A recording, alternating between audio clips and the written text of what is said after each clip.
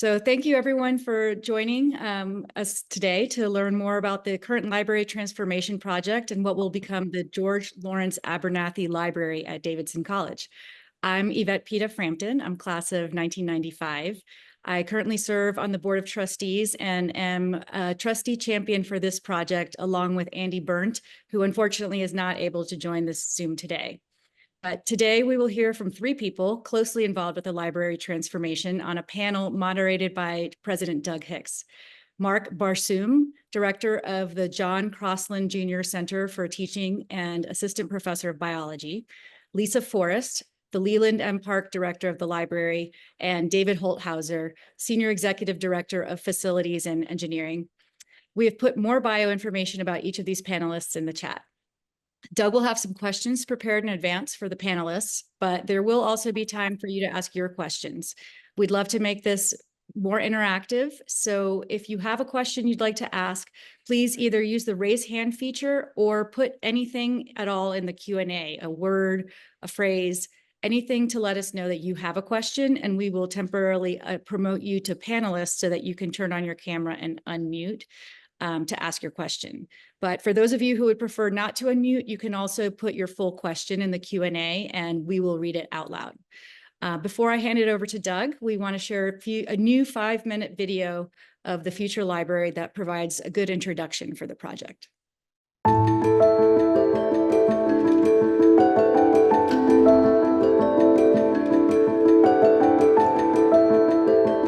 Our educational mission as the National Liberal Arts College requires a world-class library. This library has served us well for 50 years, and it's time for a makeover. It's time to look forward to the digital age and the group activity that happens, bringing people together to learn and to do research together. When we think about the libraries, it used to be that libraries were really storage facilities. The more books you have, the better it is. With college libraries, there's a huge shift that really turns around and focuses on the human, on the student, on the faculty or staff, on our work within with the materials inside the space. Teaching and learning has become more collaborative, it's become more hands-on, it's become more active learning and engagement-based, and it's become more project-based, and those are all really good things. But you have to have the right kinds of spaces to facilitate that. And I think we have this opportunity with this renovated library to build those spaces up from scratch.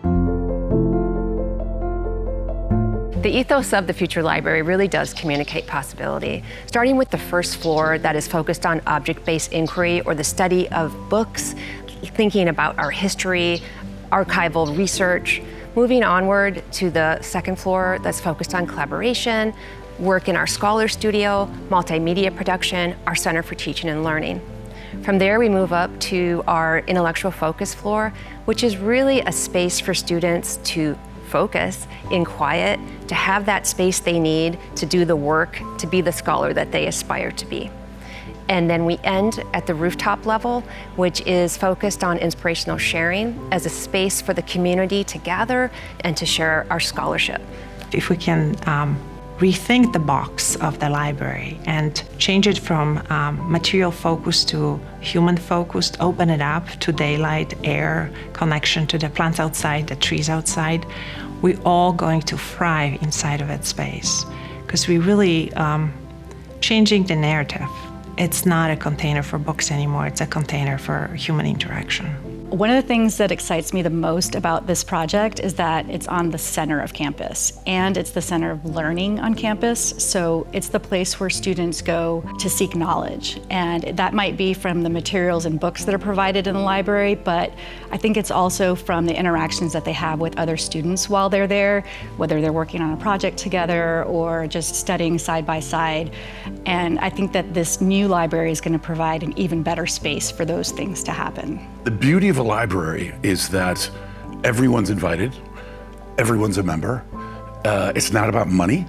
You don't have to spend anything to get in there or feel that you belong. And think about what an important thing that is, even on a college campus, because you get to school, you get to college, and everyone, say, goes to Davidson, but people tend to break out into groups. And a lot of those groups are based on where you live or where you might, have your sport, or you might have your arts classes. There's always this pull to isolation and to groups. And the library is a magical place because everybody's an equal member. Everybody's equally welcome. Everybody's has an equal right to be there. And those groups have a shot at mingling. Those groups have a genuine shot of you meeting people that are wildly different from you. For me, we have to invest in that concept, in any way we can.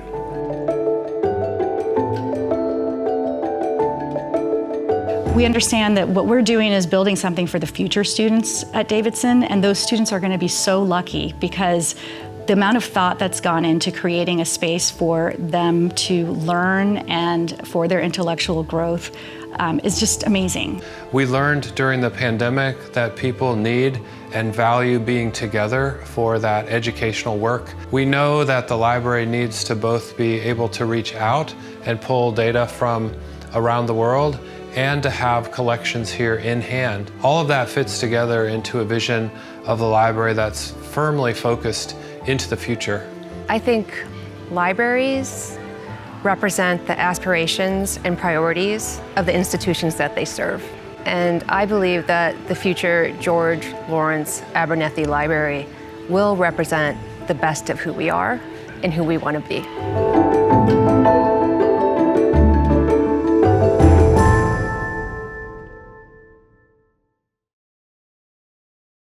Wow, what a video. Hello, everybody. This is Doug Hicks. Can you hear me okay? Wonderful. Thanks to all of you for joining today, for taking time to hear about this just transformational project from us here at Davidson. It's an honor and a joy to get to talk about it. And I'm joined by three experts who bring their perspectives to this incredible project, the George Lawrence Abernethy Library at Davidson College. And so my role today is not to talk too much, but instead to focus on moving questions, coordinating questions, and asking Lisa and David and Mark to share their perspectives. So I thought you all might like to know this is exam day at Davidson College. We've got students taking their self-scheduled exams. So this is a lot more fun right here. So I'm going to start. I'm going to ask a couple of questions to each of our three panelists in turn. And we're going to then take your questions. So we have plenty of time for interactions. Any question about the library or how it fits in our mission or on our campus is fair game. Please feel free to put out there what you want to know about. We're happy to share what we know. So Lisa Forrest, we are grateful that you're our Leland Park Director of the library. And we'll start with you. Can you summarize how the function of the library on a college campus has really shifted in the last decade or two? Sure. Thanks so much, Doug. And thanks everyone for being here. It's great to see y'all. Yeah, so, libraries have really gone from these places of storing massive amounts of printed information to active places of learning. If I think back to when Leland was here, he was 75 to 2006. Libraries were judged by the size of their collections, and that's no longer the case, right? They were purchasing probably about 10,000 books a year, and our current model is more responsive to faculty needs and student needs. We purchase about 1,000 print books a year, but we own over 2 million ebooks, over 158,000 e-journals, and the truth is, many of these journals are born digital. And the work of our faculty and our students has never been more dynamic. I mean, we're talking podcasts, websites, AR, VR, we're looking at AI literacy, data viz, digital preservation, all of these things. And librarians are critical teaching partners in all of it. So if I think about the changes, librarians are no longer these gatekeepers of information, but we're really active partners in this teaching and learning process, and that's only going to continue into the new library.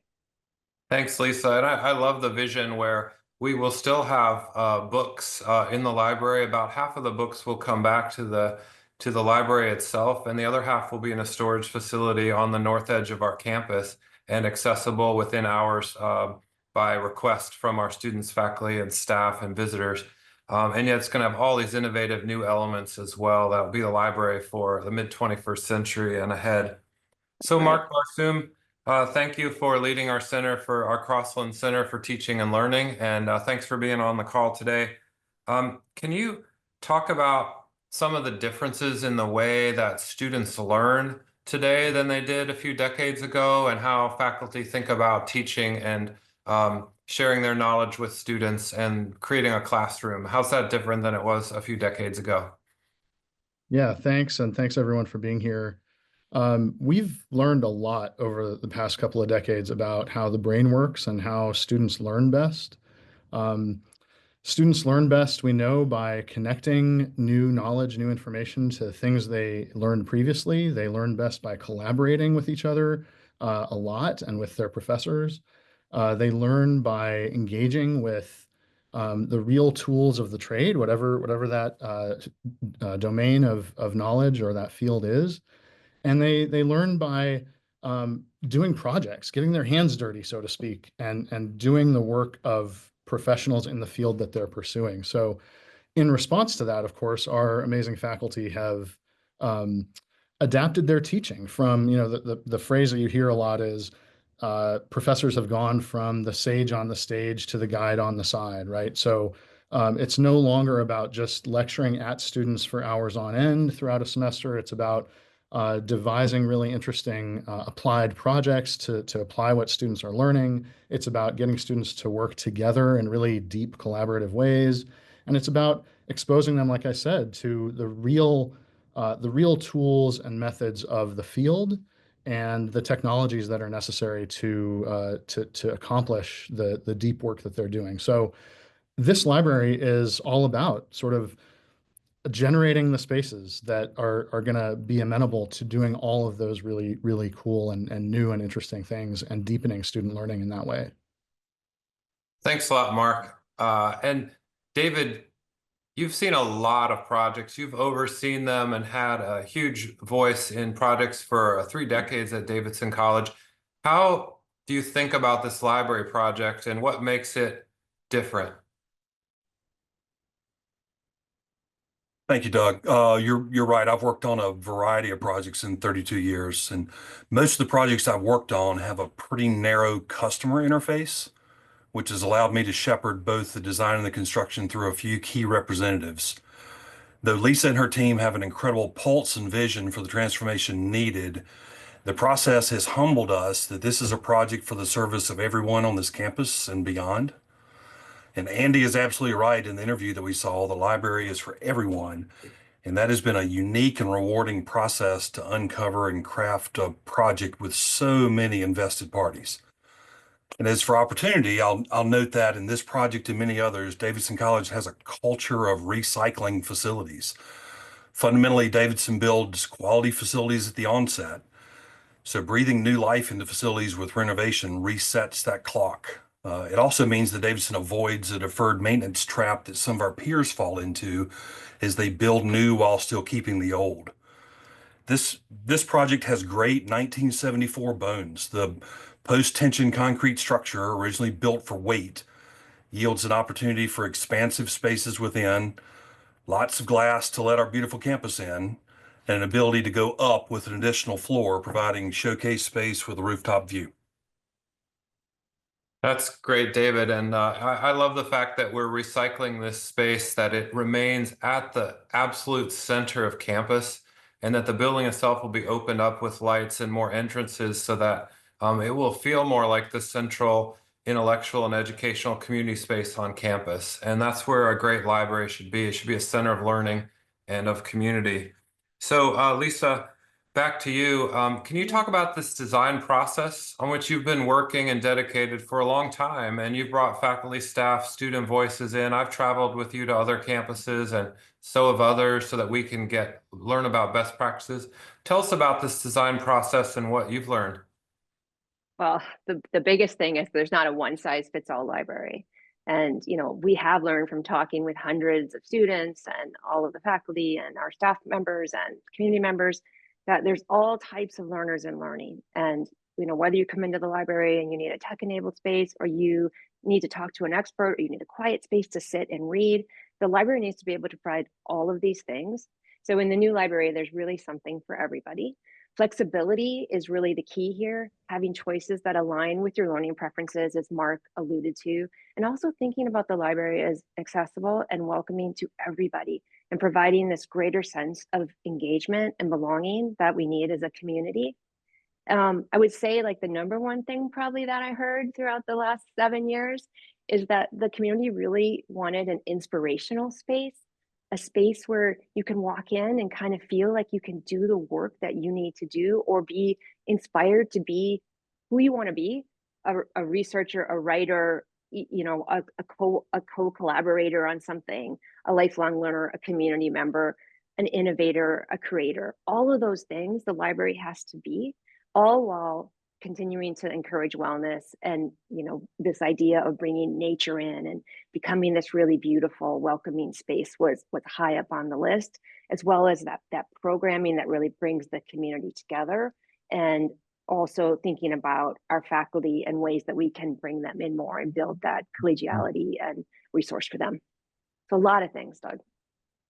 Fantastic. And those years of preparation and the buy-in from faculty, staff, and students has been invaluable, and it's allowed us to move quite quickly in the design and towards construction. And we couldn't be more excited about this project.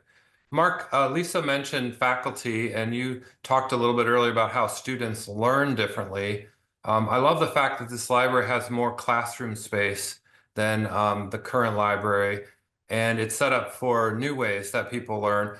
Talk about faculty. How will they teach in this space? How will they do research in this space and commune and gather in this space? How is this a new resource for our faculty? Yeah, I think several things have already been captured, and that our faculty, you almost can't predict the range of creative ideas that faculty come up with for their teaching. So it takes on so many different possibilities that a library equipped with so many different versatile spaces and technologies and equipment and so forth is really what you need, because a faculty member or more than one faculty member will find great creative ways to use those spaces and those facilities. So I think faculty are going to be inspired by this library, by the amazing space and openness and light and like I said, the technology that's available for doing all kinds of different sorts of teaching. I think they will find inspiration in this library, but they'll also find a really dynamic team of librarians. Lisa's got a fantastic team, and I think the dynamism of our faculty and the dynamism of our librarians is already a great match.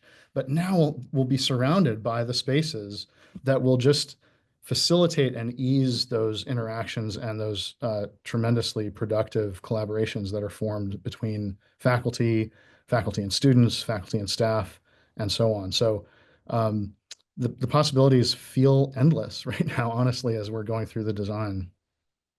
Thanks. And I remember hearing from Bob Abernathy last year, and he talked about George Lawrence Abernathy, Professor Abernathy, whom some on this call may have had as a humanities or philosophy professor, saying that to learn well, all you need is a good mentor and a great library.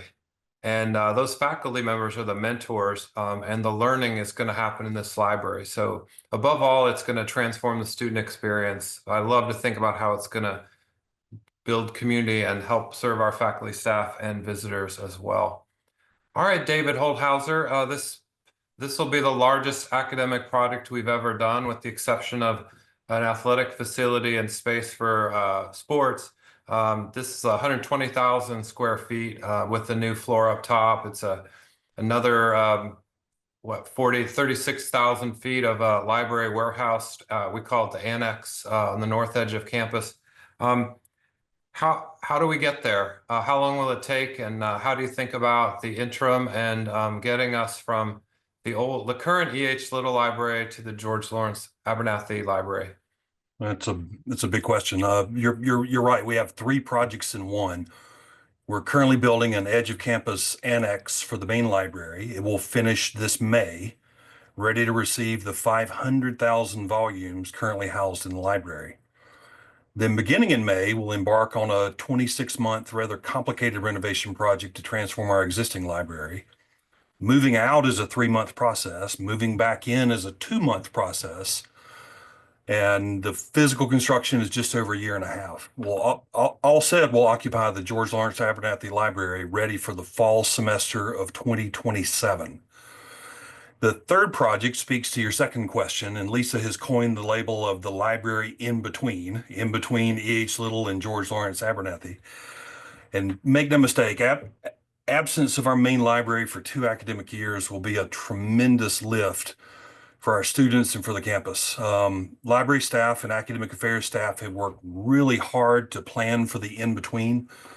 The Lilly Family Gallery and Chambers Building will serve as the main interface location for library functions for students and faculty, and we will set up service points there. Additionally, the balance of functionality will be decentralized all over campus, utilizing a multitude of other academic spaces. And classrooms will have to be utilized for late night study, for example. So the library in between is a challenge for the college. I think Lisa and her staff and academic affairs staff have done a fantastic job of planning for that as much as we can, but it will be a disruption. Thanks, David. Really great thinking about how to sequence this. I turned a corner on the north side of campus, really right near our cross-country trails 2 weeks ago. And I first thought I would made a wrong turn because I realized everything ahead of me had been prepared for ground for these annex buildings. And it's fantastic that we're moving on that part of it, which is a preliminary that will allow us then to move the books out of the library for the time being. And 2 years is a magic number. It's a disruption, and we'll have great services for our students across campus. And that means that no student will have disruption for more than half of their 4-year stay at Davidson. So let me note, please, that we're going to move to questions now. We really look forward to answering anything that's on your mind or help you understand this project better. And remember that you can raise your hand by clicking on raise hand on your Zoom at the bottom, or you can click on Q&A and submit your written question, and we'll read it out loud and answer it. So those are 2 ways to get your question in. I have one question already that's come in through the Q&A. And so the question came from Richard Wilson. How will we continue to honor E.H. Little, who provided the seed money for the original building? It's a wonderful question, and we definitely plan to continue to honor and recognize E.H. Little for his generosity back in the early 70s.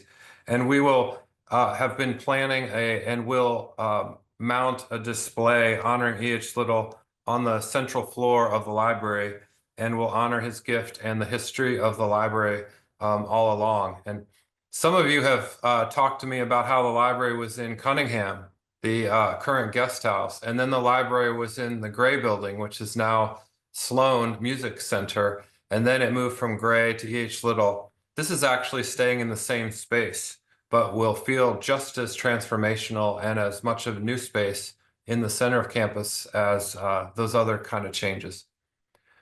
Then I have another question here. What will happen to the Davidson Rare Book Room in this new space? So I'm supposed to ask others to answer, not me. So Lisa, why don't I give that one to you? What will happen to the Sure. Davidsoniana room and the Rare Book Room? Right. So our Rare Book Room, we have an entirely new archives and special collections suite that I'm very excited about, and a beautiful new research room, which is, I think, equivalent to the Rare Book Room with exhibit cases and place for researchers to go and get a card. It is so wonderful. In terms of the Davidsoniana room, we're looking at ways that we can take that collection and incorporate it into perhaps the new reading room. So it's hard to see from the images, but on each side of the main reading room now, there's a floor to ceiling books. And we think that would be a very nice place to put that legacy collection right there on one of those ends. Terrific. And the powerful new capacity for archival work and historical work on the first floor of the library is an incredible advancement from our archives and rare book collection. In the past, we're going to be able to do more and to welcome more rare collections and give access to them than we've had before, because we ran out of space a long time ago in the E.H. Little Library. Yeah, Doug, I was going to say the rare book room has been filled with storage over the last few months because we're so out of space. So you're absolutely right. I don't see any raised hands. Let me ask again and welcome any questions that you have. So the floor is open. We have Katie on here actually with who had raised a hand. Hello. Hey, Katie. Hey everyone, thank you for the wonderful overview of the library. I was wondering if each of the panelists could kind of let the group know if you could pick 2 to 3 elements that will distinguish this new library on Davidson's campus from what other colleges and universities have. We'd love to hear that. Great question. Why don't we start with you, David, and then we'll go to Mark and then Lisa. I think the rooftop space as a community gathering center is going to be pretty unique in library world comparatively to other campuses. Yeah, how big is that space and what functions do you see, David, for the pavilion space next to the Clark Family Cafe?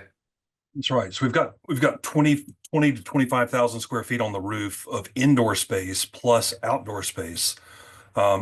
It's going to serve a multitude of functions for this campus in a way no other space has been able to do. So it'll be a community gathering space. It'll be subdividable for smaller class settings, smaller gatherings. It'll be celebration space for the campus, to be honest. But what I'm most excited about is it'll be great daily casual space to enjoy the beautiful climate we have here in Davidson, North Carolina, to be outside with a rooftop view of our beautiful campus. Thanks, David. How about you, Mark? Where do I begin? I think we'll have a lot of really unique spaces in this library. Just a couple that I'll mention. One is we're going to have a data lab where students, faculty, staff, members of the community can come and consult with professionals who are, both faculty, staff, and students that'll be staffing the data lab and offer consultations on how to handle big data, how to visualize data, how to analyze data, do statistics, et cetera. And to have a facility like that serves so many disciplines that work with data and data visualization in a library is really exciting. And one other one that I'll highlight is, we recognize the diversity of how students learn, as I mentioned earlier, and there are lots of elements to that, including the need for lots of different sort of size spaces and levels of quiet or noise in the space. And we're going to have a lot of variety of study rooms for group study, for individual work, for focused work, for test taking, et cetera.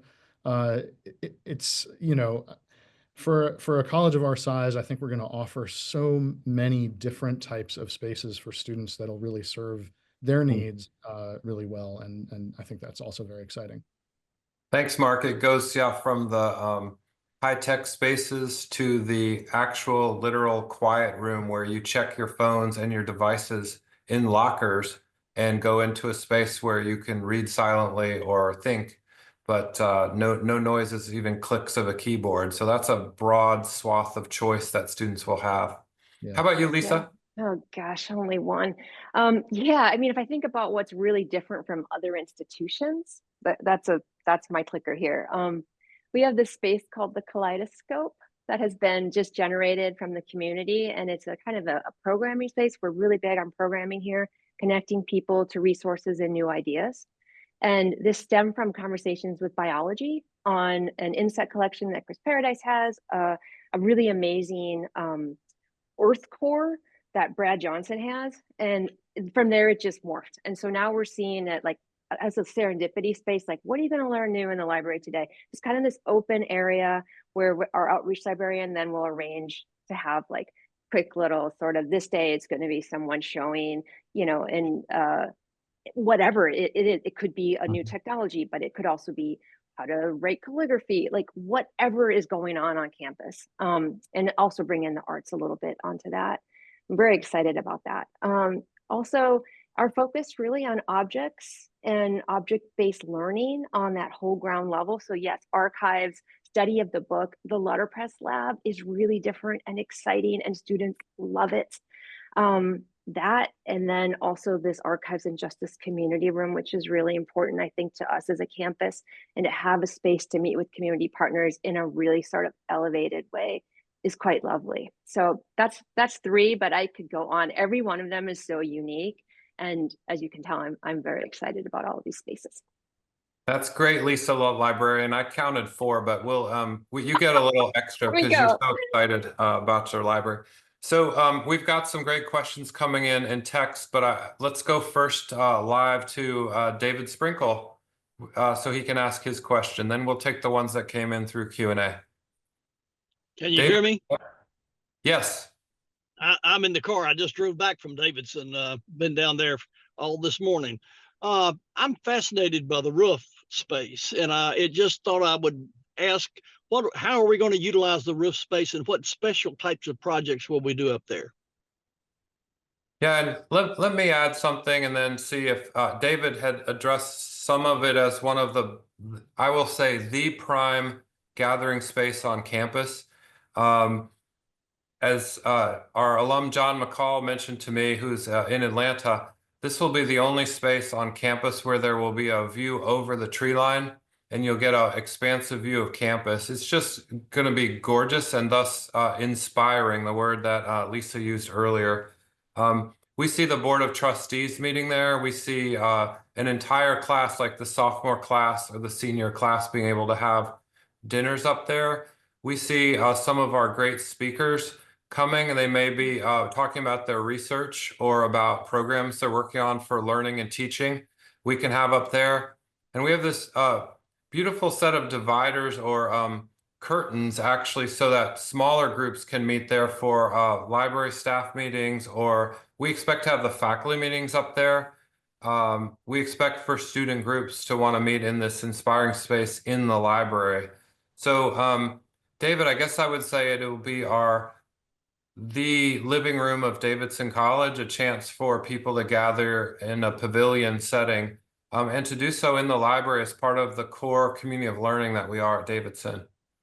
Lisa, anything to add, or David? Yeah, I would love to add, we are also seeing it almost like a mini Vernon Miller case, right? So you might have a literary reading. I could see students going up there. We have groups all the time that meet for poetry readings, or they want to share some of their creative work.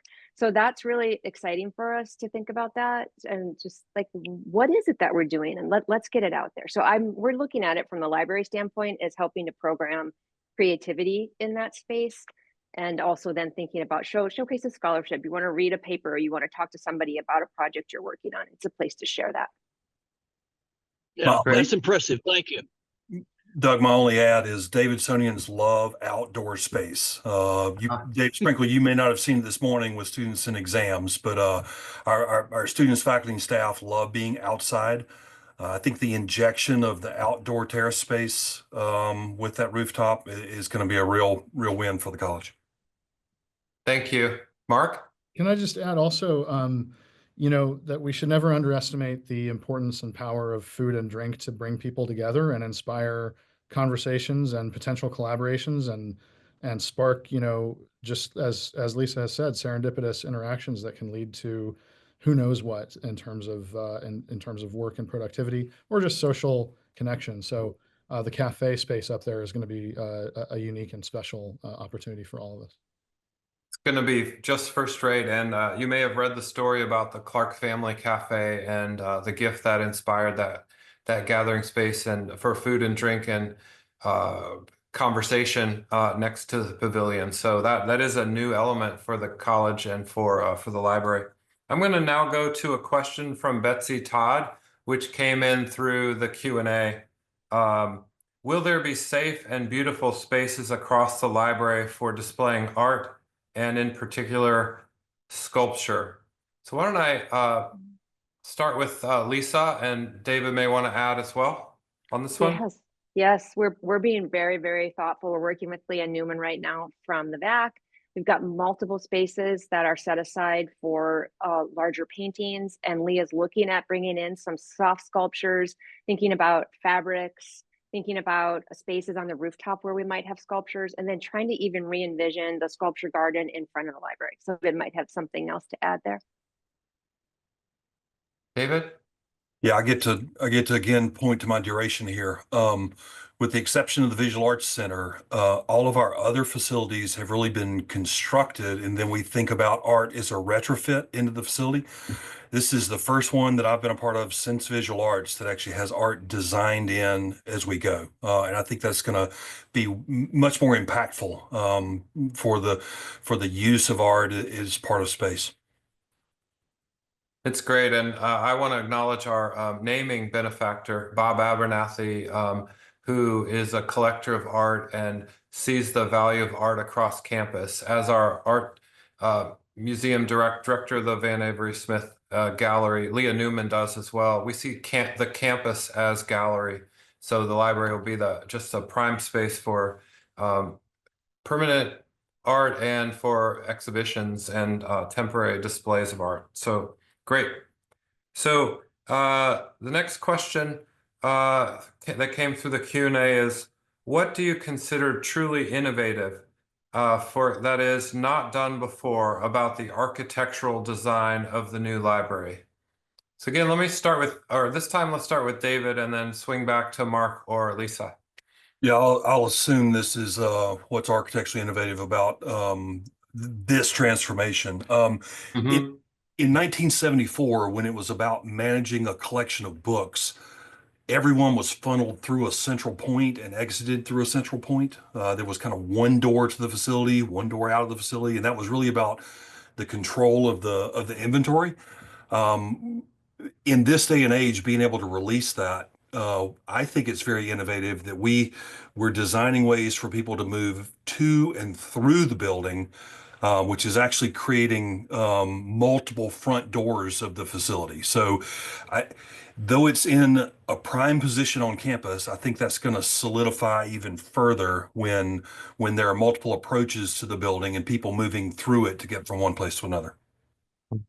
Yeah, Dave, and I'll add, I think the bringing nature in, the ways that we're bringing nature inside and the ways that we're thinking about sustainability, we're talking about things like making clear how much water this building is going to be saving and using the water to the runoff to water plants and things like that, but also thinking about around the perimeter how we can teach with indigenous plants and rocks and things that our faculty are teaching with over in Wall, getting them over here as part of their learning over to the library, which also really excites me. It's kind of an architectural element. We have an art yard being built into the back, and then an outdoor classroom as well, which is going to be really, I think, amazing.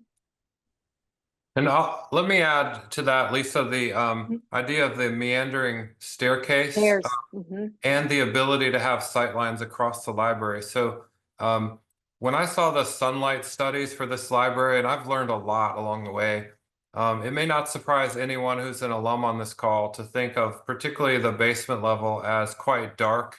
And there was but the sunlight study showed that daylight only reached a fraction of the current library. I think it's 20% or something of the building. But with a sunlight, with a sunroof opening to the skylight, there will be light to almost every corner of this library. And so it will feel very sunlit and daylit. And we also saw really innovative studies of how the light will change, because this is a 24/7 kind of space. The students will occupy it with energy after dark. So we're excited about that. Let me go to the next question from Rob Hutchinson. Does open to everyone mean it becomes a community asset as well? So the short answer is yes. And I wonder if Mark or Lisa or David could talk about ways we see this as a community asset beyond. I take that to mean the local community as well, beyond our faculty, staff, and students. Yeah, I can start. I mean, we are open to the community now. I think having that archives and community space is going to be really interesting because we are seeing it as open to everybody. you know, we still have to figure out the rooftop depending on how I imagine open the cafe to everybody. But in terms of programs and stuff, I don't know how, I imagine it's going to be quite busy for Davidson. So some stuff to figure out there, but the library is for everybody now. We check out books for the community. We're here for the community. Anybody can come in and work during the hours that we're here. Mark? Yeah, I would echo everything Lisa just said, and just add, you know, just to harken back to something I had mentioned earlier, you know, the data lab that we run is actually open to members of the community, people who are maybe running startups and wanting to learn something about data and their statistical analyses of things that they're working on, alumni who are starting a business or working on a project and would like to come back and talk to a consultant about their big data. So yeah, we are open to the community and will continue to be. You know, one of our strategic priorities is to engage more fully in Metro Charlotte, which means starting with the town of Davidson and going out. It is very, very easy to imagine that nonprofit organizations and even corporations will reach out to us about accessing our pavilion space on the rooftop level. We also have, I've already talked to multiple faculty who want to host conferences at Davidson College that we're currently not able to host except during the summer when the classroom buildings are not being used. So we'll have a new capacity to be a community partner, both to the intellectual community broadly and to our local community broadly. That really excites me as well. Next question from Leah Williams. When I was a student, I recall spending late nights in the library basement, specifically in the 24-hour room after the main floor and second floor closed. Smiley face. What will the operating hours be for students in the new library?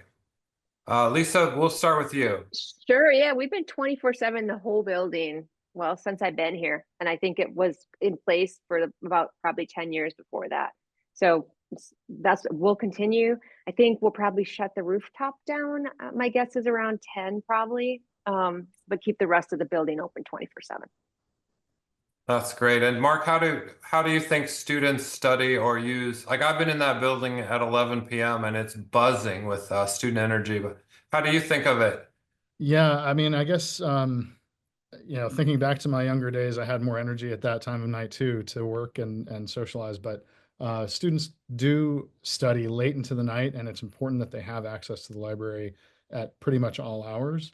One of the great things you have to remember about Davidson is the community of trust that we have, and are, you know, being guided by the honor code. So students are trusted absolutely to be in the library at any time of day, and they've earned that trust. So yeah, it's important to all of us. That's awesome. Well, I see it's about 12:45 and we value the time of folks here. So why don't we go for one last question and then I'll make a couple of closing comments. I see Yvette Frampton. You wanna ask a question? Yeah, thanks. I just was curious. I want to see from each of the panelists what you envision. If things change so quickly as we look way into the future, how is this library going to be used in 25 years? Ooh. David, you want to start? Yeah, I'll start. Maybe green carpet will be back in style in 25 years, and we'll inject green carpet. I think in 25 years, the structure of this facility is still going to be very flexible to adapt to programmatic changes as we go. So I'm excited about the opportunity we have now to convert it, but I think that's gonna catapult in the future as well. Mark?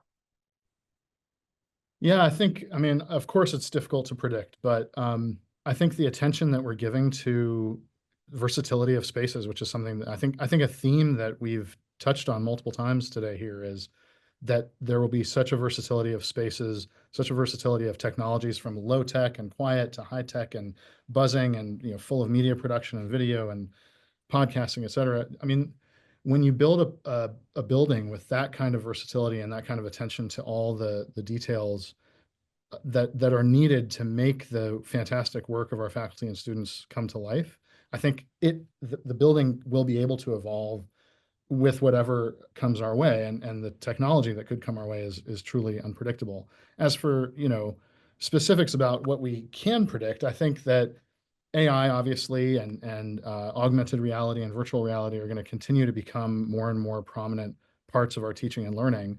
And we're equipping ourselves to deal with those technologies and to use them in productive ways. I think in 25 years, you know, what we want to see is students continuing to engage in deeper and deeper ways in fields of study that excite them. And inspiration from the building itself is one way to propel that to heights that we perhaps haven't seen previously. And so the library is really going to be a catalyst for that. I love Thanks. that, Mark. Yeah. Lisa. Yeah, I mean, I think we're still going to be coming together as a community. And maybe this is the librarian in me. I still think there's going to be a few print books around, obviously in our archives. I agree with Mark about AI, and I see the library staff as central to, yes, AI is the big thing right now, and we're teaching students how to critically engage with that. But what's next? I think in 25 years, all students are going to have their own little AI, assistant that kind of is with them all the time. But coming together with people is still gonna be the number one, and we'll be up on that rooftop still. I love what Dagmara Larson, our lead architect, has said, that we're moving from a box full of books to a box full of human interaction. And we're building that box with the wires and the lights and the openings and the quality of air and natural experience, so that as opportunities for interaction develop, we'll be able to flex with that to make this building go forward. Our Presbyterian forebears in the early 70s had a lot of foresight to build a strong building that we can grow from and open up for the next 50 years or more. So let me say thank you to all of you for your time. What an amazing turnout today. Over 50 participants to listen to this panel and to hear about the excitement of the library. I'm honored to be working on this as my first major project as president of Davidson College. It's been a dream to update the library to become one for the future, and we're doing it. How's it going so far? Let me just give a brief update. This building and the annex together are over 150,000 square feet of space, renovated and new space. That makes for overall a project of $110 million. It's a daunting number. It's an intimidating number. And we have worked to be good stewards of our resources and to reach out to generous friends. I'm happy to report to you all that we have raised over $106 million already. So we can now see the finish line, and no longer does the $3.75 million gap feel daunting. It feels very achievable, and it's keeping us on track with design and construction. And so let me say thank you to those of you who have already been a part of this project, and some of you are on this video who've made massive and significant commitments to Davidson College through the George Lawrence Abernathy Library. And we hope that this video and our conversation inspires others to help us close that gap, and to do so with dispatch, because we've got a plan, we're ready to move forward. So we hope that we identify some additional sources and colleagues, alumni, parents, friends who want to participate in this wonderful project. My wife, Catherine, and I have committed to this project, and 100% of our trustees, a couple are yet to commit finally, but 100% of the trustees are behind it as well. So we ask you to think about that. And if you have interest, please let us know. We'll send an email to all participants today so that you can reply back to us and specifically our colleagues in college relations. I'll say personally, if I can answer questions for you, you reach out to me. I know that Lisa, David, and Mark would say the same exact thing. And for that matter, Yvette, as our champion on the board, we all were happy to share our information and why we think this is transformational. And again, let me say thank you for your time and for your engagement in Davidson College. And this is literally our core project at the heart of our campus. So couldn't be more excited about it. And I think I'll close this out by saying happy holidays, and be glad you're not taking self-scheduled exams right now. but also be glad that you got to take self-scheduled exams, alums that prepared you for the world. So thanks again. Take care. Appreciate it.